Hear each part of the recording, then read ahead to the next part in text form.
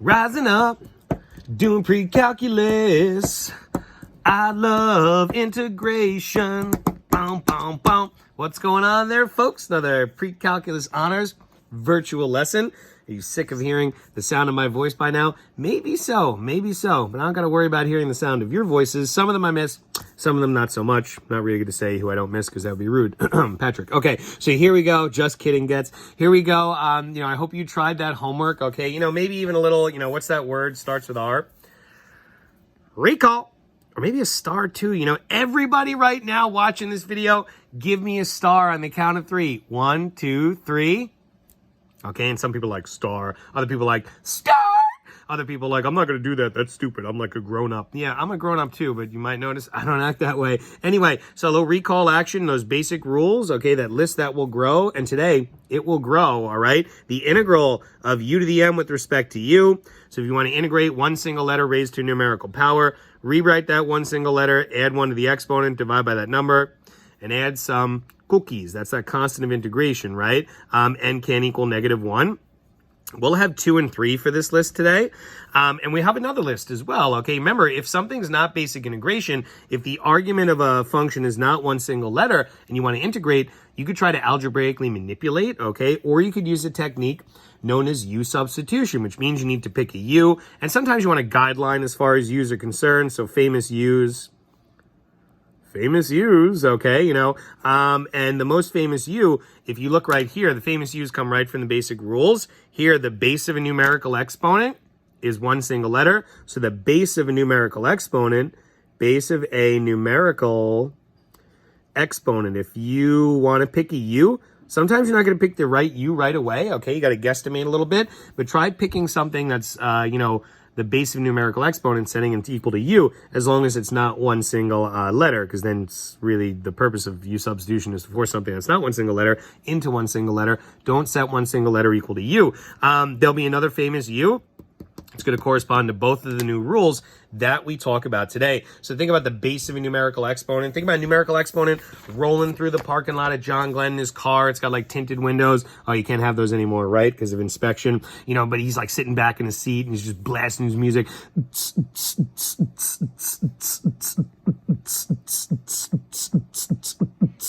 All right, and that's the base of a numerical exponent. Well, that's base B-A-S-S, but you get the idea. Bass? Who's talking about fishing? Anyway, so I hope you tried the homework. Here, you could easily make this one single letter raised to the 234th power by setting it equal to u. Don't forget that trick. Okay, du over the derivative u is always going to be equal to dx. And they call it u substitution. They should really call it 2 substitution, okay? We substitute out for the u, but we substitute out for the d whatever as well to get a du involved. Why is this 234? You might have been like, that's kind of extra, Berto. T, what was that about? Well, really, if this is just a 2, you could double bubble this thing, right? And then you could make it into basic integration. Good luck with 234 bubbles there. Tough to imagine that in your mind, okay? Anyway, same type of situation for number 3. Just don't forget the derivative's -7. One of the most famous mistakes people make in calculus is they're off by a negative, which means they have the complete opposite of the right answer. Haha, a little bit of a math joke. But just be careful when you're taking that derivative. It's 0 minus 7, which is -7.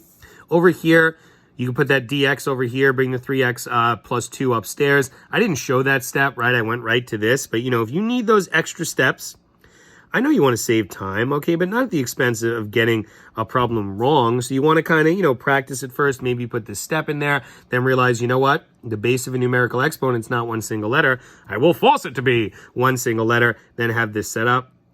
Pull out the 1/3, right? Sometimes you got to pull out a constant. Then you're just integrating u to the -2, which I've done right here. And don't forget that last step, okay, to actually do that last substitution for u. Sometimes you got something here that you're like, well, what the heck am I going to do with this? Connected by multiplication. When you set u equal to x squared plus 5, it generates a 2x downstairs, okay? And the x's will actually cancel out, okay? So once again, these can be really, mechanical. Don't worry about R over here. People are like, why is there R? And hopefully I didn't skip too many steps for you over here. That's supposed to be an R. It's almost looking like a T. Oh, that's because there's a little slash through it because I canceled those things out. So if you're struggling with this, give me a text on, Remind, okay, or email me. It's really not too bad. You can get good at this. And just remember, you might have to integrate with respect to different letters, okay? The Y in this case right here. Number 12 wasn't for homework, but it's a great problem. Seen it on AP exams before. If you look at this and you think it's a basic integration situation, you're out of your mind, okay? There's division going on. This x squared plus 2x plus 2 is raised to the 1/3 power, right? He's being cube rooted, and he's downstairs. This dx, please do not let him bother you. You could always just move him to the side. Maybe you want to, at first, bring everything upstairs. We don't know how to integrate any quotients yet. We'll talk about a rule for that, I think, tomorrow. Anyway, the x plus 1, he's going to stay upstairs. Now let's bring this guy upstairs, the x squared plus 2x plus 2. Just remember, he was raised to the 1/3 power downstairs, right? Cube root. So that means he's raised to negative 1/3 power upstairs. Here's my dx. And now you want to pick a u, okay? And remember, our famous u's, the base of a numerical exponent. We can see this right here, x squared plus 2x plus 2. That's the base of a numerical exponent. So the x plus 1, okay, he's also the base of a numerical exponent. Usually if you have a numerical exponent of 1 and a different numerical exponent, usually it's the base of the different numerical exponent you set equal to u. Not always, okay, but more often than you would think. You just got to practice these and play around with new situations. Don't forget that trick too. Du over the derivative of u is going to be dx. The derivative of x squared plus 2x is 2x plus 2. And now it's funny, they call it u substitution, but they should really call it 2 substitution, right? 2. That's what you'd call it if you were an owl. Number 2. Okay, so here we have the x plus 1. He's still there, right? We're not subbing him out, but we're subbing out the x squared plus 2x plus 2. We're making that whole thing into a u. Make sure you leave that exponent there. Don't include the exponent in the u. Usually that causes ruckus. Can you describe the ruckus? Stavros got that. Take out the dx, put in a du over 2x plus 2. And now things are a little weird, okay? Because you're like, hey, you can't integrate x with respect to u, but that's okay, because just like these other problems, I'll have, that issue cancel out. But all of a sudden, you're like, wait a second. If you think you can cancel this x with this x over here, you're out of your mind, okay? I know a lot of things have been canceled because of coronavirus. There's been a lot of canceling going on. But you know what doesn't cancel? These two x's right here. They don't cancel, okay? You could actually force these things to actually end up canceling out, though. Not the x's. You need an x plus 1. There's an x plus 1 hidden down here. If you factor out the 2, now you can see the 2 is connected to the x plus 1 by multiplication. Now we can get a little canceling going on. So that's a little bit different than other problems we did, right? You need to manipulate that derivative that was generated downstairs to cancel. And now we end up with this 2 downstairs. He's really a 1/2, right? Bring him out. Bring him out of the integral sign. What's left inside there? U to the negative 1/3 times du.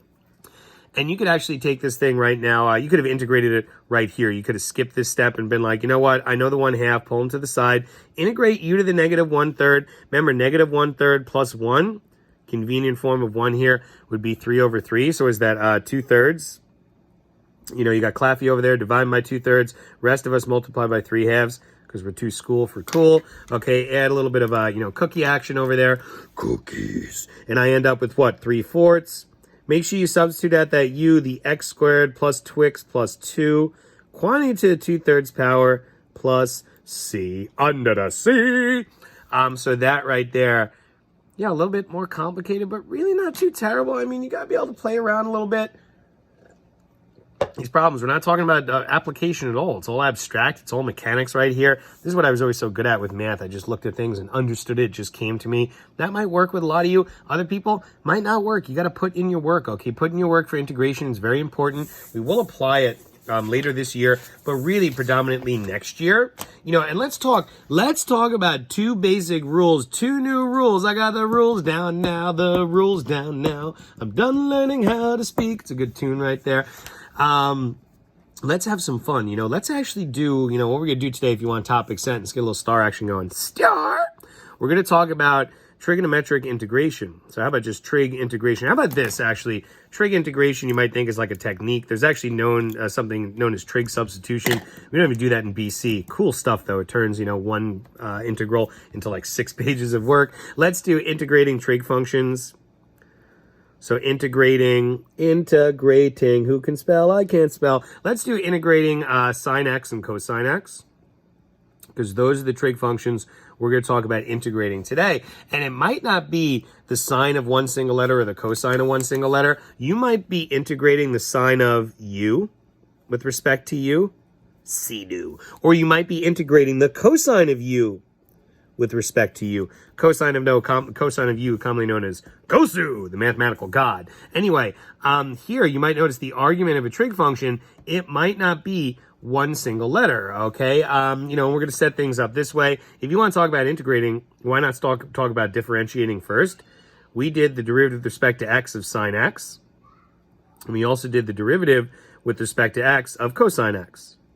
Remember, in a world of derivatives, sine x is the good guy, all right? If you take the derivative of sine x, you get cosine x back, and cosine x is the bad guy. If you integrate cosine x, you get negative sine x back.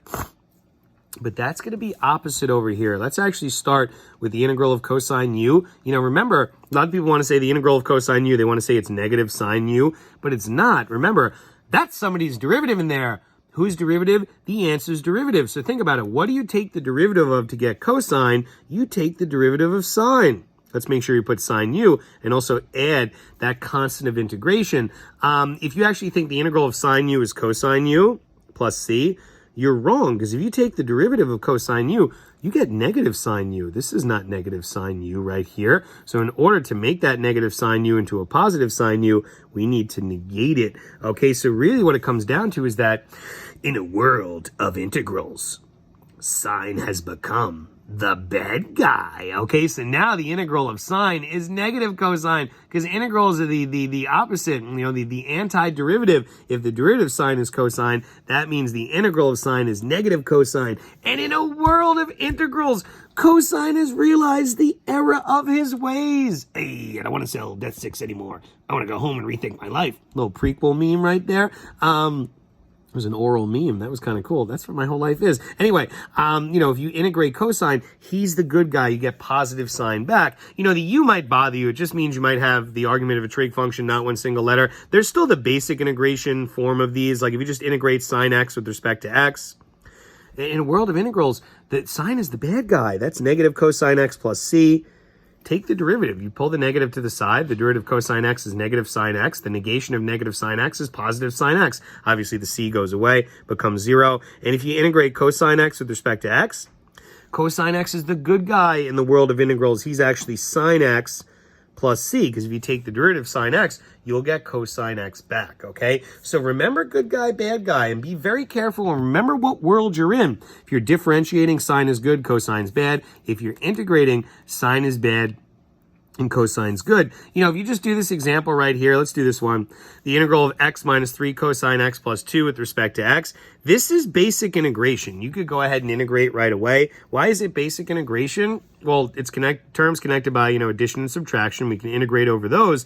And this guy is new, the cosine x, but his argument, it's only one single x. It's only one single letter, okay? If you want to integrate something whose argument is only one single letter, that's basic integration. And people freak out. They're like, but Mr. Beto, what about the x? So you forgot already how to integrate x to the first. Seriously? Theoretically? X to the first, integrate him, x squared over 2. Bring down the minus sign. People are like, I don't know how to integrate 3 cosine x. Well, it's 3 times cosine x, isn't it? Constant connected by multiplication. Pull them to the side, pull the 3 to the side, then integrate cosine x. Remember, in a world of integrals, cosine is the good guy. The integral of cosine x is sine x. Then bring down this plus sign. Please do not tell me the integral of 2 with respect to x is 0. Come on, folks, that's the derivative. Never take the derivative when you're supposed to integrate. Only works for e to the x, by the way. More on that tomorrow. That's somebody's derivative in there. Whose derivative? The answer's derivative. So what do you take the derivative of with respect to x to get a 2 back? You take the derivative of 2x. Then you put a little plus c on there. And that's our answer, okay? This actually becomes 1/2 x squared, or you can leave it as x squared over 2 minus 3 sinks plus 2x plus c, okay? And it's actually basic integration right there.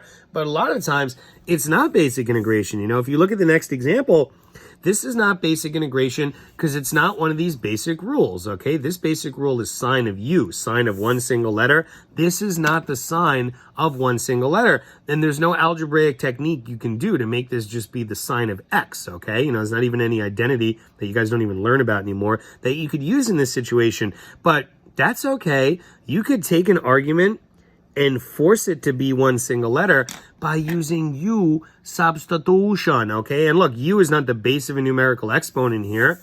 That's if you're trying to force this basic rule. You want u to be the base of a numerical exponent. But if you want to force this basic rule, u is actually the argument of a trig function, just like cosine u right here. So if you just see sine or cosine alone in an integral, try to set the u equal to the argument of the trig function. So you could try to force one of these basic rules. That's the second most famous u, by the way, the argument of a trig function. The argument of a twig function. All right, so if you're looking at something, you're like, I know it's not basic integration. Let me try to pick a u. If you see one single trig function in there, try to set u equal to the argument of the trig function. And then all those rules we talked about yesterday still work. It's still going to be du over the derivative of u, which is 3 here, is equal to dx. And now it's funny, because they call it u substitution, but they should really call it two substitutions. I made that up. Here, now it's the integral of sine u. That's our first substitution. Take out the dx, put in a du over 3. Pull that 3 to the side, right? Constant connected by multiplication. It's not even a 3. It's a 1/3. And this becomes 1/3 integral of sine u with respect to u. And we've just forced a basic rule. The exact basic rule, the integral of sine u with respect to u. And if you do the integral of sine u with respect to u, don't forget that 1/3. Sine is the bad guy, so his integral is going to be negative cosine u plus c. If you don't put this little dot here, by the way, you're wrong, because then it's 1/3 minus cosine u plus c, which is not what we want. This is 1/3 times -1, negative 1/3. And don't write cosine u, write cosine of the quantity 3x plus 6 plus c, and whoop, that's our answer right there. Okay, if you want to check that work, you could take the derivative, right? The derivative with respect to x of negative 1/3 cosine of the quantity 3x plus 6 plus c. Take that derivative over here. Okay, it's a chain rule action. Got to pull the negative 1/3 to the side. To take the derivative cosine of something that's not one single letter, take the derivative of the outside function. Derivative cosine is going to be negative sine. Rewrite the argument, 3x plus 6. And don't forget to multiply by the derivative of the argument, which is 3 in this case. Then add the derivative c, which is 0. And you'll see the negatives cancel out. You'll see that the negatives cancel out. 1/3 times 3, that's just going to become 1. And you're just left with sine of the quantity 3x plus 6. And that, ladies and gentlemen, was our integrand, which means we integrated correctly. But like I said, that's going to get time consuming and more complicated. Just get used to your u substitution. It's actually really cool when you have sine or cosine alone in an integral. You set u equal to the argument. You force the exact basic rule. Like the basic rule here was integral of sine u with respect to u. We straight up had integral of sine u with respect to u over here. That doesn't work with the u to the n. When you force the basic rule, you don't get u to the n. You get u to some number because n is going to be different in every problem. So this one over here, we ended up getting u to the negative 1/3 du, okay? We didn't get u to the n. So it's a little bit different with that rule. But with the trig rules, it's really great. You can force the exact basic rule, okay? So once again, if you're struggling with an integral and you see one trig function there, try to set u equal to the argument of a trig function. Why? Because you want the argument to be one single u. You want to force one of these rules. Just like if you see something that's not one single letter raised to a numerical power, set it equal to u. So you could force this rule over here. You could try something like this example at your seats, the integral at your seats, wherever you're sitting. You might be out in your car doing this, who knows. The integral of 2y cosine of 3y squared with respect to y. It's not basic integration for two reasons. The argument of the cosine function is not one single letter, and you also have multiplication going on here. And there's no algebraic technique you could do, to simplify this right here. So you got to pick a u. And what would you pick for u? Very good. I'd pick 3y squared as well. Okay, remember, if you see cosine or sine alone in an integral, try to set u equal to the argument of the trig function. It won't always work, okay, but it will at first for sure. It'll work a lot of times, okay? Du over the derivative of u, just be careful. It's not equal to dx this time. It's equal to dy, right? And that's going to be, 6y 6y, okay?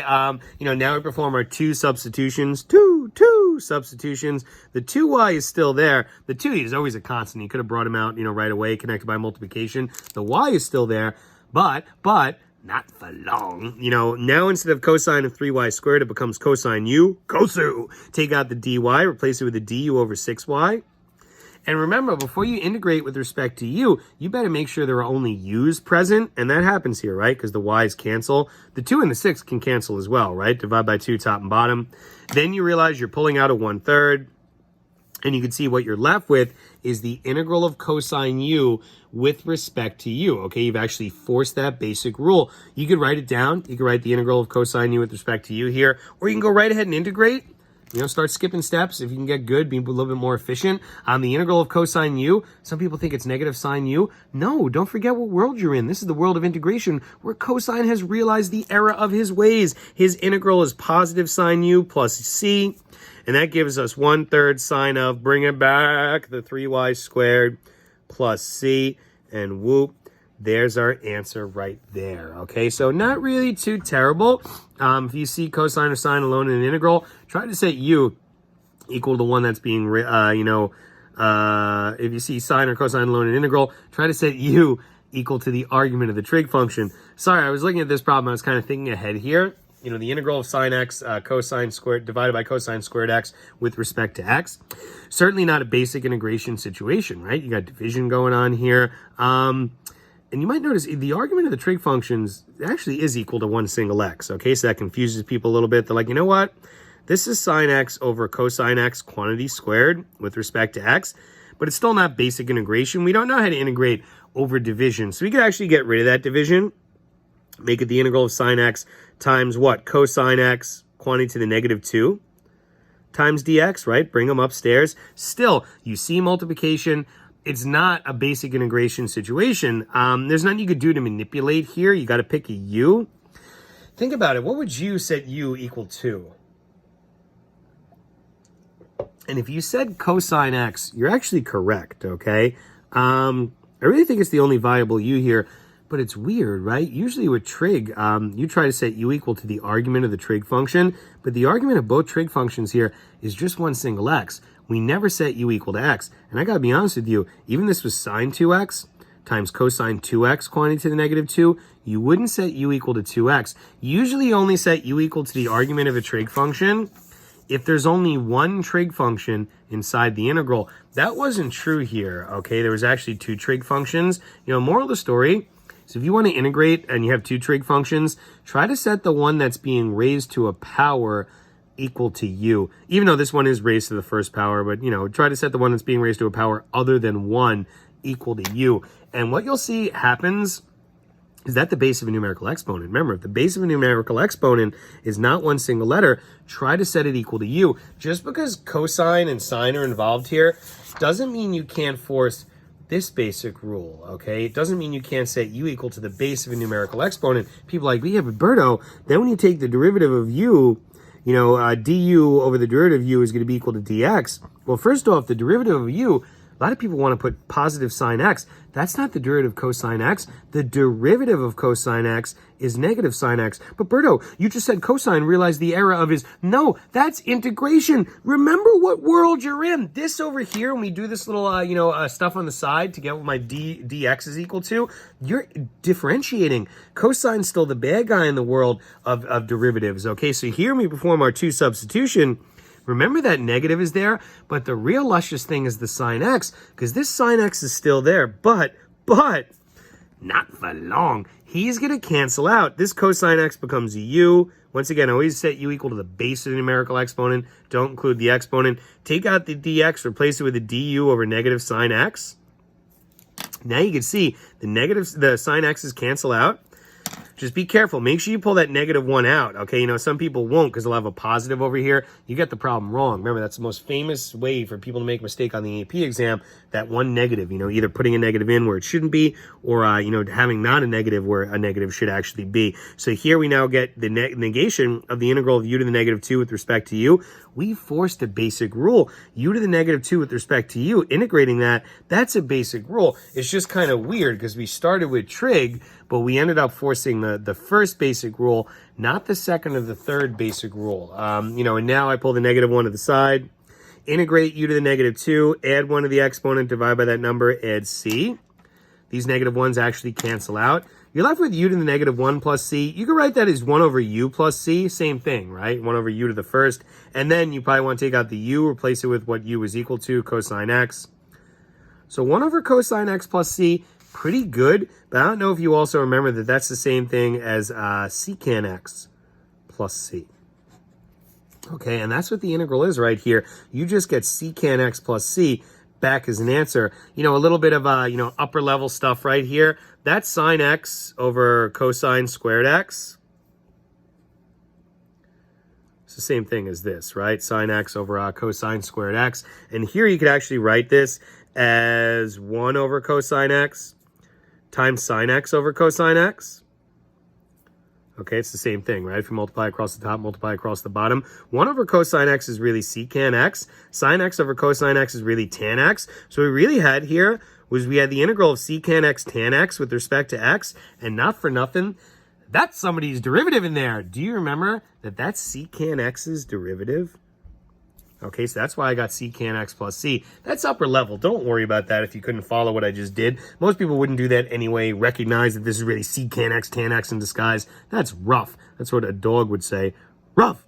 You know, it's better to use the u substitution over here. If you have two trig functions in an integral, try to set the one that's raised to a power other than 1 equal to u, and you'll actually end up forcing this basic rule as opposed to the other two basic rules that we talked about. So things to actually speak about.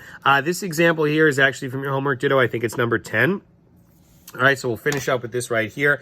Lots of different ways to do it. You know, I'll do it the wrong way first. You know, a lot of people, they see that this, you know, maybe the first thing they do is they get rid of that radical, right, and make it 2 plus sine of 3t, quantity to the 1/2 power, times cosine 3t with respect to t. You know, be careful. Some people will say, you know what, I'm going to set u equal to the argument of a trig function. You really have a choice here, right? Whether to set u equal to the argument of a trig function or the base of a numerical exponent. You know, the real thing to set u equal to is 2 plus sine 3t. So that's the base of a numerical exponent. You actually force, you know, the integral of u to the 1/2. Some people are like, what about this cosine 3t? When you take the derivative of the inside, it's going to be generated downstairs. And when you take the derivative of sine, a cosine will be generated to cancel with this cosine. So that's the correct way to do it. You know, some people, they set u equal to 3t. They're like, I'm going to set u equal to the argument of a trig function. It's much simpler, right? du over the derivative of u is equal to dt in this case. And then when they perform their two substitution, I'll do it from over here, they get the integral of 2 plus the sine of u, quantity to the 1/2, times the cosine of u, times take out the dt, replace it with that du over 3. And this has gotten you nowhere, okay? You can pull the 1/3 out to the side, but then you forced, you know, 2 plus sine u, quantity to the 1/2 times cosine u. That's not a basic rule. It's not going to get you anywhere. Believe it or not, you'd actually have to use u substitution again. This is not the right way to go about doing this. If you're forced into a decision between using the base of a numerical exponent for u and the argument of a trig function for u, try to go with the base of a numerical exponent. A lot of times he'll actually trump the argument of a trig function. Not always, okay? It really depends, okay? But really what happens is you got to pick a u and go with it. So if u equal to the argument of a trig function didn't work, try to set u equal to the base of a numerical exponent.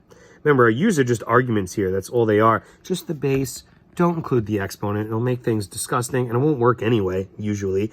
du over the derivative of u, be careful, the derivative of 2 is 0, plus, when you want to take the derivative of sine 3t, first off, the derivative of sine is cosine, so we put cosine, but it's a chain rule situation. You want to take the derivative of a function whose argument is not one single letter. Let's actually rewrite that argument, right? So the derivative of sine 3t is cosine 3t times 3. You have to multiply by the derivative of that argument, and that's what du is going to be equal to. So really we get that du over 3 cosine 3t is equal to du, and that's where a lot of people go wrong, okay? They don't have that 3 right there, and that messes up the problem. If you want to integrate, you got to know how to differentiate, okay? So this, let's perform our two substitutions. Now becomes u to the 1/2 times the cosine 3t. He's still there, but not for long, okay? This dt is going to become a du over 3 cosine 3t. And like I said before, the cosine 3t's cancel out, which is marvelous. Marvelous! But you better pull out that 1/3.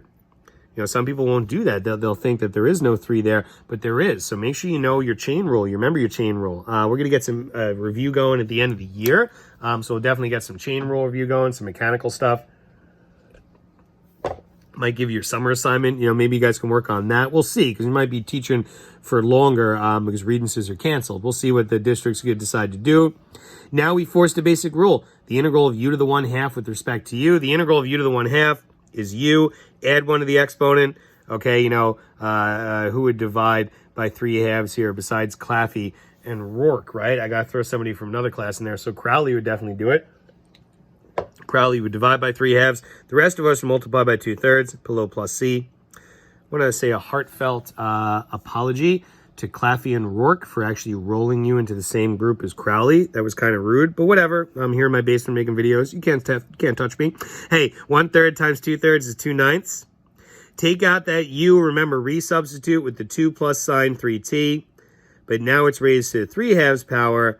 Don't forget to add c. You know, pretty complicated looking answer there. You could take the derivative to check, but it does start to become counterproductive because you need to use the chain rule twice when you want to take the derivative to check. You want to do it anyway. I know we're kind of over on time here, okay? So just stop the video if you want. But if you want to be cool, let's take the derivative with respect to x of this guy right here. 2/9 times the quantity, 2 plus sine 3t to the 3/2 plus c. You know, the 2/9, just pull it to the side. Or actually, you could just drop the 3/2 down. Let's do it that way. Let's do 3/2 times 2/9. So what is that? I'll even write it. Pull the 2/9 to the side, drop the 3/2 down, right? Rewrite the inside, 2 plus sine 3t. Raise it to the 1 less. 3/2 minus 1 is going to be 1/2. When you multiply by the derivative of the inside, you need to use chain rule again. Remember, the derivative of the inside is going to be 0 plus cosine 3t times 3, okay? Which if you have this plus here, technically you should have parentheses, even though it's a 0, so it doesn't really matter. Now you simplify, okay, here. Let's cancel. The 2's cancel. Divide by 3 top and bottom. And don't forget, this is a 1/3. I'll even write it. Get an extra step in here. Times 2 plus sine 3t, quantity to the 1/2. Times, what's left over here? 3 cosine of 3t. You can see the 1/3 will cancel with the 3. And we're just left with the 2 plus sine 3t, quantity to the 1/2, right? So the same thing as radicalizing it, times cosine 3t. And gee willikers, Batman, what's that feeling? You can only say what it is in French. A déjà vu. That's my integrand. Okay, that's what I had right there. Not so easy, but make sure you're practicing. It's not as bad as you might think. Practice, practice, practice, practice, practice. Okay, so happy Monday to you all there. Make sure you practice the trig integration homework ditto. Checking on the website. I hope you guys are doing this work, okay? We'll see each other sooner than you might think. If it's not this year, it'll be next year. And you better be ready to rock. You better be ready to roll for next year. Anyway, so I hope you're doing these problems. And this is Berto once again, signing off. Hope everybody's healthy and safe. Adios.